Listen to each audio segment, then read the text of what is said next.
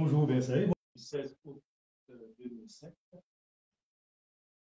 L'envolée des prix du carburant et du gaz entre baisse et augmentation, inflation et gagnante. Et puis la conférence de presse sur la situation des Haïtiens en Martinique. Et enfin, le résultat du Grand Prix Martinique. Catastrophe aérienne du 16 août 2005, la justice coloniale dans ses œuvres.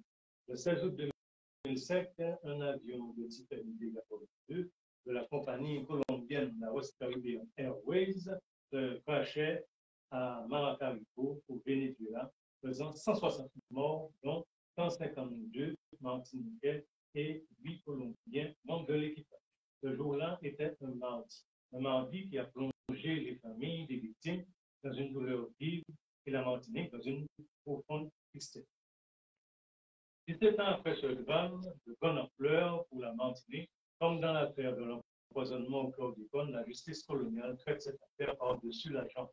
Elle continue d'afficher son mépris qu'elle projette comme un crachat à la face des familles des victimes et plus globalement à la face de tous les Martiniquais. Elle a décidé que dans cette affaire, ce sera un non-lieu et il n'y a rien à faire pour le défaire. C'est donc sans véritable surprise que le lundi 28 novembre, premier jour et 2 jours d'audience de la Cour d'appel de Port-de-France consacrée à l'analyse du poids de l'avion, que l'on voit la justice coloniale mettre en place des manœuvres visant à conforter cette décision préétablie. En effet, la salle d'audience a été refusée à des familles de victimes ainsi qu'à l'expert de l'AFCA régulièrement convoqué. Ce dernier disposait de solides arguments sur le surcharge de l'avion qui aurait mis en difficulté la version officielle. Face à cette nouvelle ignominie de la justice coloniale, les avocats ont décidé de se retirer de la salle d'audience. Une conférence de presse a été organisée le mardi 29 novembre pour expliciter cette position. La question de participer à une mascarade où la recherche de la vérité était absente de la salle d'audience. Position salutaire pour la unité martiniquaise. Envolée des prix du carburant et du gaz entre baisse et augmentation, l'inflation est gagnante. Depuis le 1er décembre, les prix du gaz et du carburant ont augmenté. La bouteille de gaz de 12,5 kg a bondi de 23,83 € à 25,30 €, soit une augmentation de 1,47 €, plus 6,17%. Désormais, le litre de samplon coûte 1,77 € au lieu de 1,68 €, soit une hausse de 9 centimes, soit 5,36%. Et le gasoil passe de 1,81 € du litre à 1,89 € du litre, soit 8 centimes d'augmentation, qui représente en valeur relative 4,42%. Alors, c'est fait que ces prix tiennent compte de la remise forfaitaire de 8 centimes 33. Rappelons qu'au mois de mars dernier, le gouvernement français a annoncé une aide exceptionnelle de 15 centimes d'euros par litre de carburant pour l'achat de carburant sur la période du 1er avril au 31 juillet.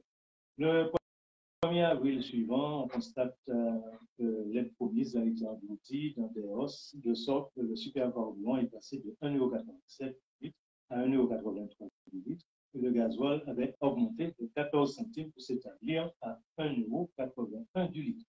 Entre-temps, l'aide a été prolongée et augmentée. Mais au 16 novembre dernier, la réduction gouvernementale se serait réduite, passant de 25 centimes à 8 centimes 33, d'où la double augmentation du mois de novembre, l'une au 1er et l'autre au 16. Les augmentations du mois de novembre ont été de 21,38% pour le gasoil et de 12,35% pour le samplon. En définitive, quand les prix sont censés baisser, ils augmentent, et quand ils augmentent, c'est l'inflation. Il n'y a pas de parallélisme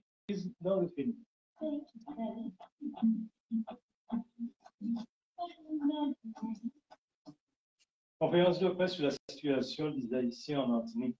Une centaine de responsables d'organisations et de personnalités ont participé vendredi 18 au Centre culturel de la Matin à un meeting de célébration de la glorieuse bataille de Vertières qui s'est faite donc le 18 novembre 1800. Bataille, célébration de cette bataille qui a ouvert la voie le 1er janvier 1804 à la proclamation de la première République noire du monde, Haïti. Après avoir adopté et signé un appel pour l'arrêt contre les expulsions des frères haïtiens, ils ont décidé de s'adresser aux élus martiniquais pour que ceux-ci interviennent auprès du préfet des instances judiciaires à propos du statut des Haïtiens évoluant sur le sol de Martinique.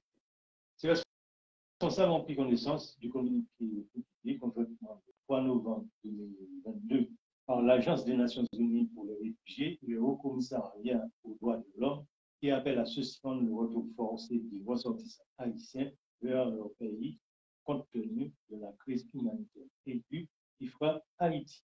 Ils ont ici pris connaissance d'une prise de position du Haut Commissaire de la M. Philippe Grandi, selon lequel les expulsions de personnes qui demandent l'asile ainsi que les déportations arbitraires sont des violations des traités et accords internationaux en matière de droits des réfugiés.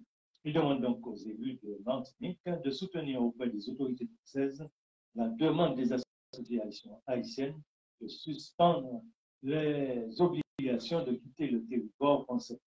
Ces responsables considèrent, par ailleurs, que l'apport essentiel de la révolution haïtienne dans l'abolition de l'esclavage doit être pris en compte pour faciliter les démarches de nos frères caribéens haïtiens en quête d'aide matérielle et psychologique. Ils souhaitent en conséquence que les maires des communes interviennent auprès de leur population pour qu'elles accueillent les ressortissants haïtiens avec le respect et la bienveillance qui relèvent de la coutume martiniquaise. Cela sera d'autant facilité si les exécutifs ne rejettent pas les demandes sociales des Haïtiens en situation irrégulière au prétexte qu'ils sont étrangers, alors que des ressortissants non caribéens peuvent bénéficier facilement d'aide humanitaire. C'est un extrait donc de cette conférence de presse que nous nous invitons à prendre entièrement connaissance.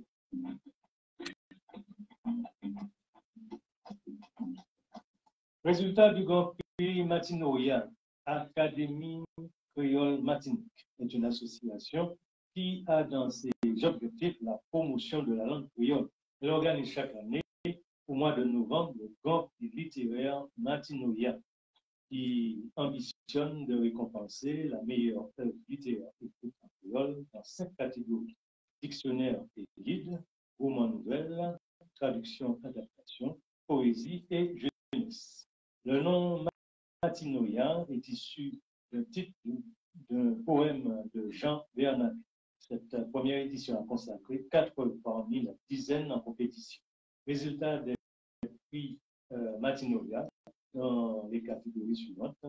Prix Matinoya, roman nouvelle remporté par Dédé Jean Mourimette, Duc par Téléry.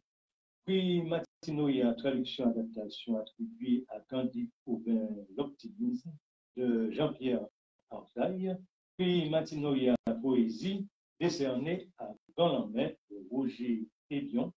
Prix Matinoya jeunesse adjugé à Timanzel Abel Zel de Torski J.L. Kéclan.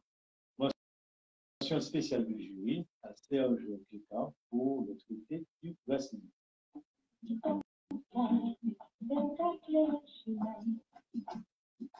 Nous terminons avec notre parole convoque. Les nuances mènent toujours à la servitude. Il faut donc que nous restions informés et surtout par les médias alternatifs. Nous vous proposons notre média alternatif www.jcambout.tv.com. Vous pouvez de là télécharger le magazine des comités populaires.